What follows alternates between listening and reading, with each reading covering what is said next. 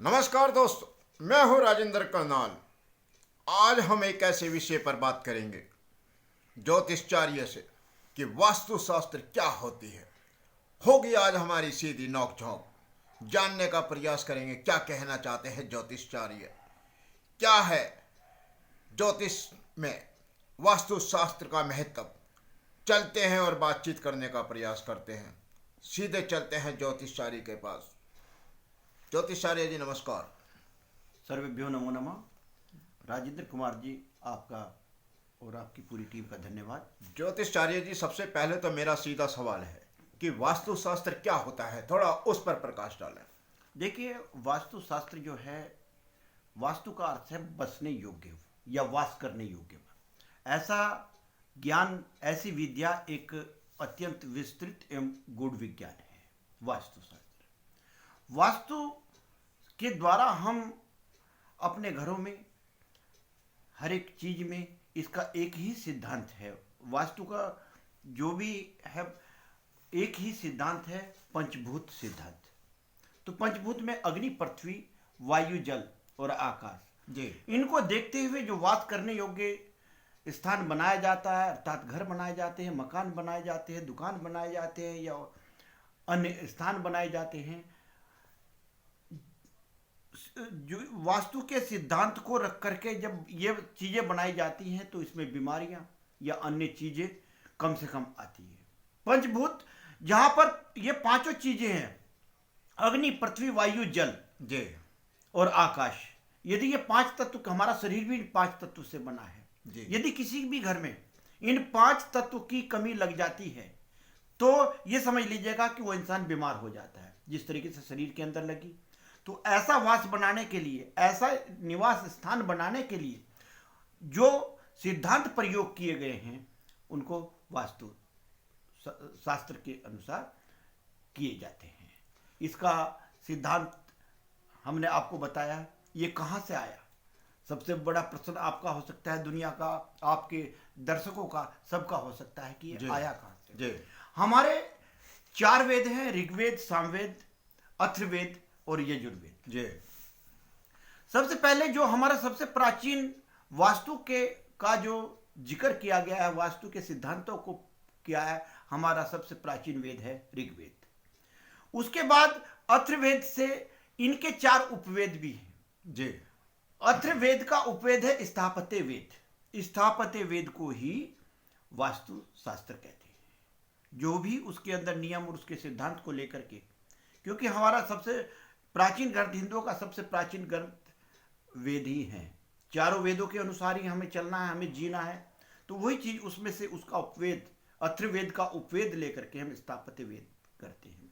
इसका जिक्र अनेक पुराणों में आया है। मत्स्य पुराणों में इसका मिलता है, भविष्य पुराण, अग्नि पुराण, महाभारत के अंदर इसका जिक्र है, रामायण के अंदर इसका हम जिक्र करते। सूत्रधार है, सूत्रधार में हम करते एक सम्रांगण ग्रंथ है जी। जो सबसे प्राचीन ग्रंथ है, सम्रांगण।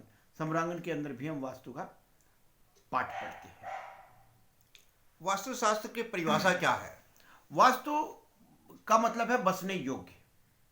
किस प्रकार का? जैसे मतलब वास करने योग्य स्थान बनाना। जी। स्थान पड़े रहते हैं कि उनको देखना, छांटना कि ये रहने योग्य है कि नहीं है, इसलिए से वास करने योग्य वास्तु शास्त्र। वास्तु वह विज्ञान है जो भूखंड पर भवन निर्माता से लेकर उसमें होने वाली प्रत्येक चीजों के बारे में मार्गदर्शन कराता है।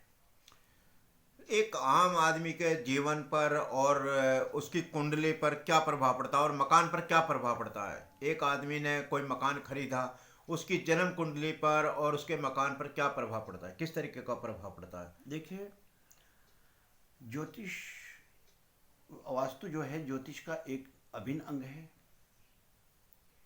क्योंकि वास्तु के अंदर भी जो नियम सिद्धांत है वो भी ग्रहों के ऊपर आधारित है। इसमें भी दिशाएं हैं और ग्रह भी दिशाओं के अनुसार ही पावरफुल होते हैं, कमजोर होते हैं। जिस तरीके से 8 दिशाएं होती हैं, पूर्व, पश्चिम, उत्तर, दक्षिण, ईशान कोण, अग्नि कोण, नैऋत्य कोण और वायव्य कोण, जी। उसी तरीके से ये 8 दिशाएं हैं। और इन आठों दिशाओं के स्वामी जो हैं ग्रह हैं। जी तो एक बहुत बड़ा महत्व है, उन ग्रहों को एक्टिवेट किया जाता है। यदि किसी भी इंसान की कुंडली बहुत अच्छी नहीं है और उसका वास्तु अच्छा है तो उसका क्या प्रभाव पड़ेगा? उसको कम प्रभाव पड़ेगा, कम नुकसान देगा। यदि कुंडली ठीक है नहीं है और वास्तु भी ठीक नहीं है तो बहुत बुरा प्रभाव पड़ेगा। हम खुश नहीं रह सकते हैं। हमारी कुंडली में भी जो उपाय उपचार के बाद में हमें ठीक करना होता है, ठीक करना चाहिए। यदि किसी का वास्तु बिगड़ा हुआ फिर भी प्रसन्न नहीं रह सकता, सुखी नहीं रह सकता। किसी की कुंडली खराब है तो भी खुशी नहीं रह सकता। जैसे एक आदमी मकान बनवा रहा है या गिरा रहा है, अपना मकान जो है पुराना हो गया है उसको गिरवा रहा है, तो क्या उसको भी वास्तु शास्त्र के अनुसार ही ये कार्य करना चाहिए? बिल्कुल। वास्तु कोई विशेष ऐसी स्थिति नहीं है। हमने बताया कि पंचभूत इन पांचों तत्वों पर आधारित है। जितने भी कहाँ पर खिड़कियां लगानी चाहिए, कितना स्थान होना चाहिए, कितना बड़ा मकान होना चाहिए, कितनी हम दीवार कर सकते हैं, एक निश्चित स्थान होता है खिड़कियों का, एक निश्चित स्थान है खिड़कियों के साइज का, एक निश्चित स्थान है पूजा स्थल का, एक निश्चित स्थान है अग्निकोण का महत्व है, रसोई का, एक टॉयलेट का, सेफ्टी टैंक का और पानी की टंकी का। ये सारी चीज एक निश्चित स्थान है। इन्हीं पांचों तत्वों को मिलाकर के ही ये सारी चीजें हैं। बस सिर्फ समझने का और समझाने का तरीका है। हमें जो वास्तु के अनुसार मेंटेन करना है, अग्नि पृथ्वी वायु जल करना है कि उस मकान पे जहां पर आप रह रहे हैं इनमें से किसी पंचभूत में से किसी भी एक वस्तु की एक चीज की कमी आ गई है तो उसका वास्तु बिगड़ जाता है। वो हमें ठीक करके देना है, यही वास्तु कहलाता है, यही वास्तु है। लेकिन यह हमारा बहुत प्राचीन ग्रंथ है। इसमें 13वीं सदी में इसका प्रादुर्भाव हुआ था। मालवा के प्रसिद्ध राजा भोजराज परमार का नाम आपने सुना होगा, उनके समय पर आ गया था।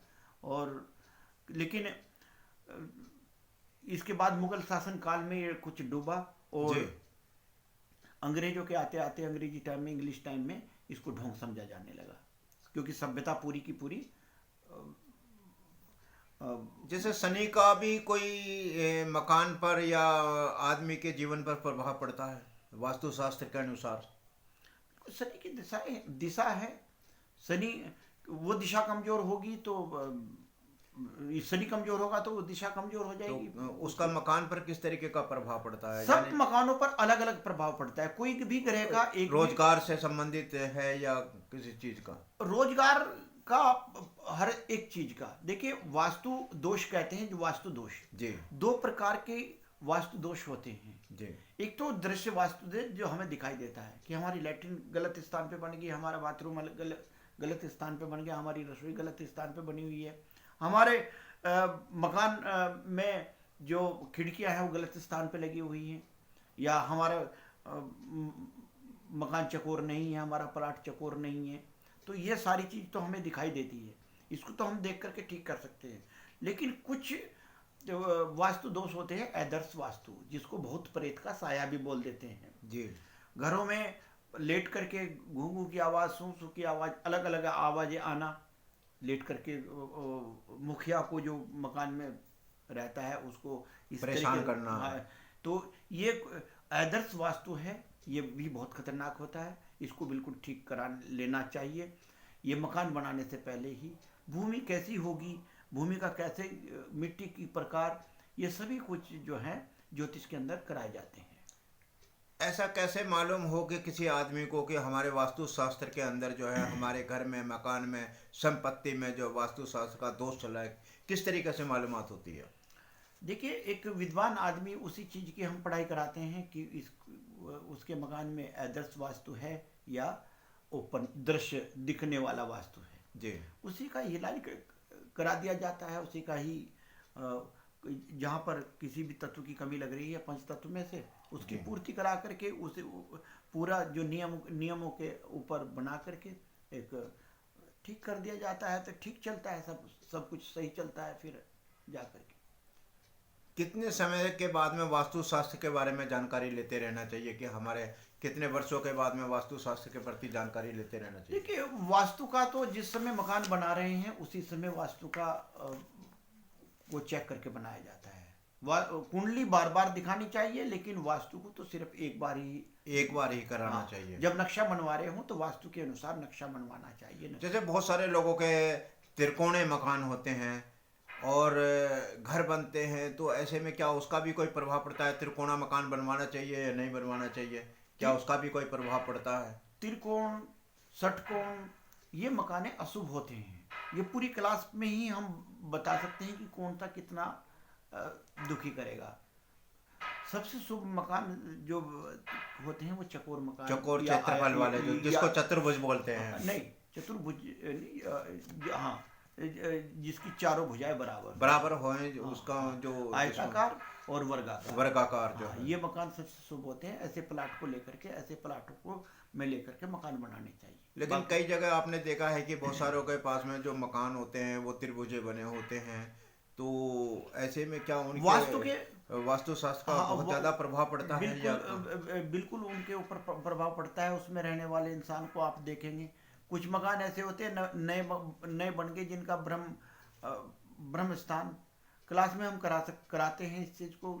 छात्र यदि पढ़ करके एक मुकम्मल रूप से 1 साल का कोर्स करने के बाद में अपने पैरों पे खड़े हो रहे हैं और अच्छा जॉब भी प्राप्त। अच्छा ज्योतिषाचार्य जी, एक बात और बताएं। जिस तरीके के आप लोगों ने बताया कि वास्तुशास्त्र के अनुसार जो है वो मकान बनाने चाहिए, उसका वर्गाकार जो है वो पूरा समानता के अनुसार होना चाहिए, क्या उसका जिस तरीके से घर में रंग करते हैं क्या उसका भी कोई प्रभाव पड़ता है? रंग का बहुत बड़ा महत्व है ज्योतिष के अंदर। उसमें रहने वाले जो मुखिया है उसकी कुंडली देख करके हम रंग सेलेक्ट करते हैं। दीवारों पर किस प्रकार का रंग होना चाहिए? सब मुखियाओं को अलग अलग सूट करता है। किसी को काला रंग करता है तो किसी को काला रंग नुकसान देता है। ये हम कैसे पहचानेंगे कि इसको ये रंग? कुंडली के द्वारा। कुंडली देख कर। तो कुंडली में सबसे ज्यादा किसकी जन्म कुंडली देखी जाती है? परिवार में किसकी कुंडली के अनुसार जो है वो मकान बनाया जाता है वास्तुशास्त्र के साथ में? नहीं, कलर रंग पूछ सकते हैं कि जो भी उसमें निवास करने वाले सभी के सभी के बराबर के सभी का औसतन ले लेते हैं कि सबके कौन कौन से कलर बंद है, तो वो कलर नहीं कराने चाहिए। बाकी यानी कि पूरे परिवार से संबंधित जानकारी ली जाती है। बिल्कुल, सब पूरे परिवार से, पत्नी की भी है, पुत्र की भी है। यदि पुत्र की शादी संयुक्त परिवार में सभी की ली जाती है। नहीं तो जिसका आकार का कलर उसमें हो गया तो उसको ही परेशान करेगा, एक निश्चित आदमी को परेशान करेगा। और क्या कहना चाहेंगे आप समाज के प्रति जो है? मैं यही कहना चाहूँगा कि अपनी इस वेद की शिक्षा को लेकर के सभी को घर में से कम एक को सीखें, विद्वान बने। और क्योंकि आज हमारे विद्वानों की भी बहुत ज़बरदस्त कमी आई है, तो ये कमी न आने पाए तो अधिक से अधिक खासकर ब्राह्मण परिवारों को मैं कह देना चाहता हूँ, क्योंकि शिक्षित होकर के आज जो शिक्षा को से मोहभंग हुआ है। ब्राह्मणों का क्या, सभी का अपने कार्यों से आज इस समय जो मोहभंग हो रहा है, अपने अपने कार्यों से कोई भी इस देश का इंसान अपना मोह भंग न करे, अपने अपने कार्य पर आए। किसान खेती छोड़ रहा है, नाई अपने कार्य छोड़ रहा है, ब्राह्मण अपना कार्य छोड़ रहा है। हर एक आपको देखने को मिल रहा है कि सब अपने कार्य छोड़ रहे हैं। इस तरीके से ये कार्य जो है ये सबसे अहम, बहुत अहम कार्य है शिक्षा का। जब तक जो देश शिक्षित रहता है वो तरक्की करता है, जिस भावी पीढ़ियाँ तरक्की करती हैं। जो अशिक्षित हो जाते हैं वो देश ही डूब जाता है। ज्योतिषाचार्य जी, एक चीज और बताएं कि वास्तुशास्त्र की असली पहचान क्या है? वास्तुशास्त्र एक अध्ययन है जी। यदि हम किसी भी घर में जा करके इसका अध्ययन करके एक विद्वान बन करके किसी भी घर में खड़े होकर के देख लेंगे कि कौन सी चीज़ कहाँ पर गलत बनी हुई है। यहाँ पर आदर्श वास्तु नहीं है।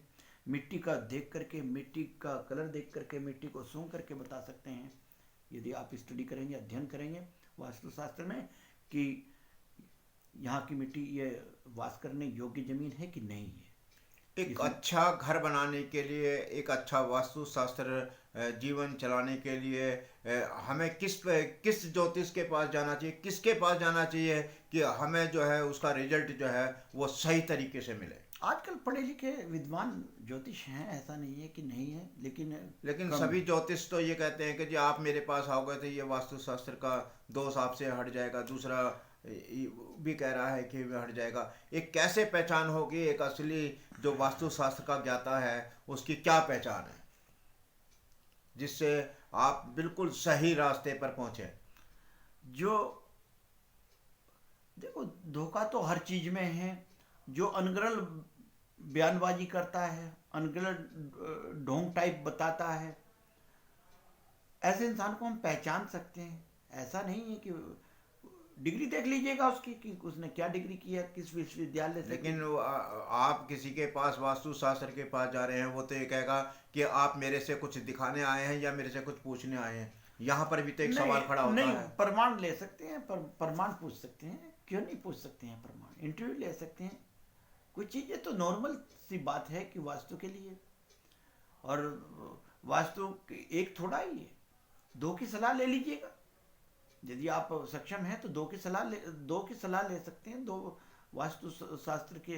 क्योंकि आज हर एक इंसान, हर एक विद्वान अपने लेटर पैड पर लिख करके दे रहा है, और गलत बताएंगे तो दोषी खुद